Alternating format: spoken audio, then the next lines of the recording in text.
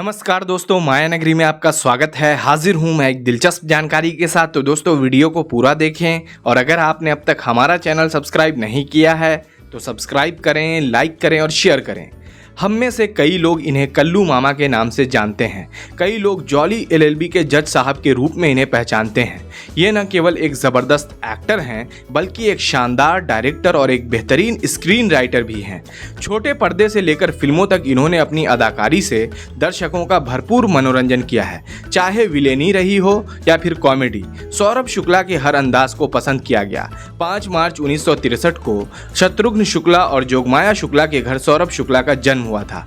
जन्म स्थान था गोरखपुर। इनकी मां जोगमाया शुक्ला भारत की पहली महिला तबला वादक थीं। वहीं इनके पिता शत्रुघ्न शुक्ला भी आगरा घराने के गायक थे। सौरभ की उम्र जब मात्र 2 साल थी तभी उनके माता पिता गोरखपुर से दिल्ली आ गए थे। दरअसल इनके पिता दिल्ली यूनिवर्सिटी में संगीत विभाग में विभागाध्यक्ष के तौर पर नियुक्त हुए थे।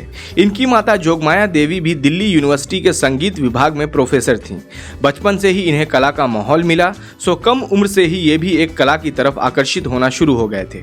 सौरभ जैसे जैसे बड़े हुए इन्होंने लिखना शुरू कर दिया। शुरू में ये कहानियाँ लिखते थे, बाद में कविताएं लिखना भी इन्होंने शुरू कर दिया। सौरभ शुक्ला ने दिल्ली यूनिवर्सिटी के खालसा कॉलेज से अपनी पढ़ाई की थी। इन्होंने बीकॉम किया था। कॉलेज के दिनों में ही इन्होंने नाटक लिखना भी शुरू कर दिया था और अपने लिखे नाटकों का डायरेक्शन भी ये खुद ही किया करते थे। हालांकि एक वक्त तक इन्होंने ये जरा भी नहीं सोचा था कि एक दिन ये एक्टर बनेंगे। हुआ कुछ यूँ था कि जब ये अपने कॉलेज के फर्स्ट ईयर में थे तो इन्होंने एक नाटक लिखा था जिसका डायरेक्शन ये खुद ही कर रहे थे। इत्तेफाक से उस नाटक में हिस्सा लेने वाला एक कलाकार उस दिन नहीं आया जिस दिन वो नाटक होना था।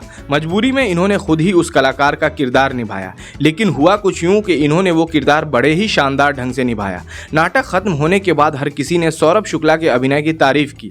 दोस्तों की तरफ से मिली इतनी तारीफों ने सौरभ को भविष्य में भी एक्टिंग करते रहने के लिए प्रेरित किया। सौरभ शुक्ला के कई बड़े फैंस भी इस बात से शायद ही वाकिफ होंगे कि अपने स्कूल के दिनों में ये स्पोर्ट्स में भी काफ़ी दिलचस्पी रखते थे। बैडमिंटन और टेबल टेनिस में ये अपने स्कूल में चैंपियन थे। वहीं क्रिकेट खेलने का भी इन्हें बेहद शौक था और सुनील गावस्कर इनके रोल मॉडल हुआ करते थे। ये गावस्कर की तरह ही क्रिकेटर बनना चाहते थे और भारत के लिए क्रिकेट खेलना चाहते थे। लेकिन कुछ समय बाद इन्हें यह एहसास भी हो गया कि ये क्रिकेट के लिए नहीं बने हैं। कॉलेज में जब सौरभ नाटकों की दुनिया से जुड़े और इन्होंने जब एक नाटक में एक्टिंग की तो उसके बाद एक्टिंग करने में इन्हें काफ़ी मज़ा आने लगा। इन्होंने कई नाटकों में काम किया और इनके नाटक काफ़ी पसंद भी किए गए।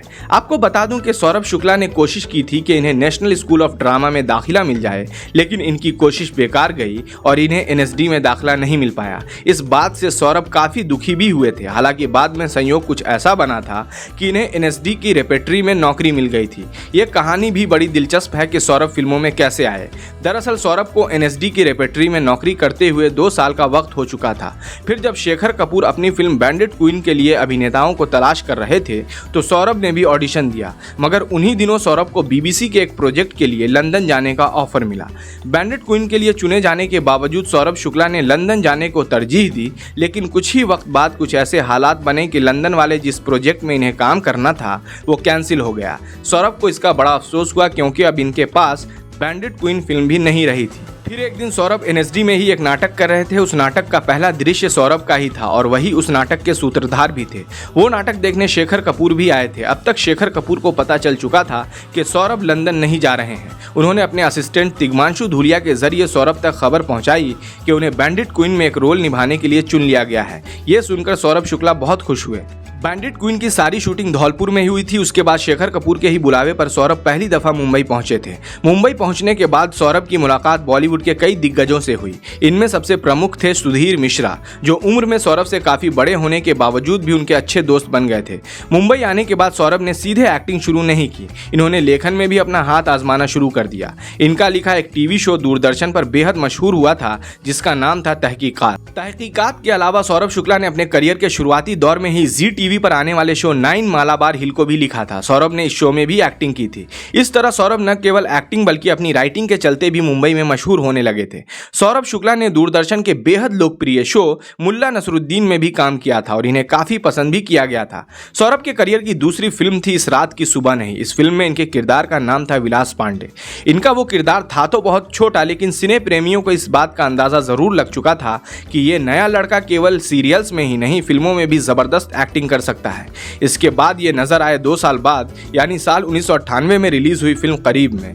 इस फिल्म में ये बॉबी देओल के पिता बने थे। फिर जख्म फिल्म में ये गुरदयाल सिंह के किरदार में दिखे, जो कि एक बेहद मजबूत किरदार था। लेकिन बतौर एक्टर सौरभ शुक्ला को लोकप्रियता मिली जख्म के बाद रिलीज हुई फिल्म सत्या में, इनके निभाए कल्लू मामा के किरदार से।